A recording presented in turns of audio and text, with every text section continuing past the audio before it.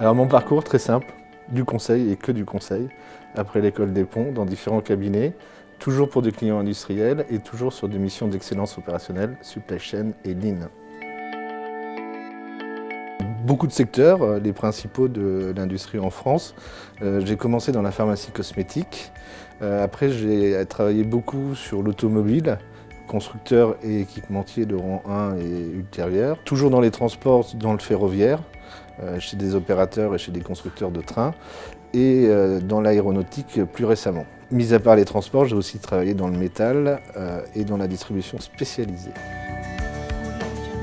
Alors au début, surtout des problématiques supply chain, prévision, gestion de stock, planification, et puis des problématiques de lean manufacturing, équilibrage de lignes, 5S, SMED et autres. Et puis plus récemment, des problématiques industrie 4.0, qui sont des nouvelles opportunités pour les entreprises industrielles. Alors les challenges ou les opportunités plus exactement pour les clients industriels, tout d'abord la globalisation avec des fournisseurs souvent très lointains et des clients aussi très lointains. Donc gérer des flux sur toute l'échelle de la planète. C'est aussi l'intégration des partenaires ou ce qu'on appelle la collaboration, où on reviendra peut-être dessus sur le terme Connected Supply Chain. Et puis c'est surtout la gestion des données, l'acquisition des données, la simulation de ces données et le partage de ces données en collaborant, qui sont permis par les nouveaux logiciels et les nouvelles techniques du 4.0. Définitivement 3 fois formation.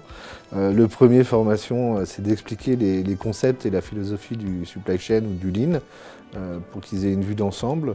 Le deuxième formation, c'est les processus qu'on met en place, les expliquer avec un peu les CIPOC, les inputs, les outputs, les fournisseurs et les clients du processus.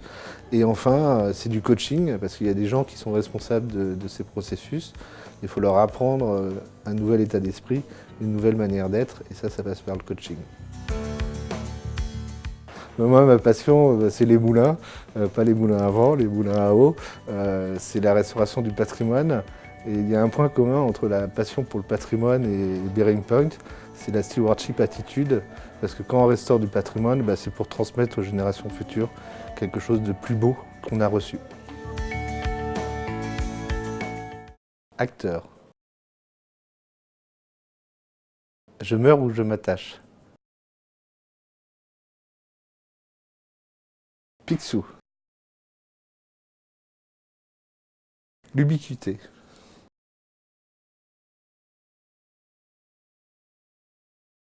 Regardez la roue de mon moulin tourner. Jean d'Ormesson. Le renard.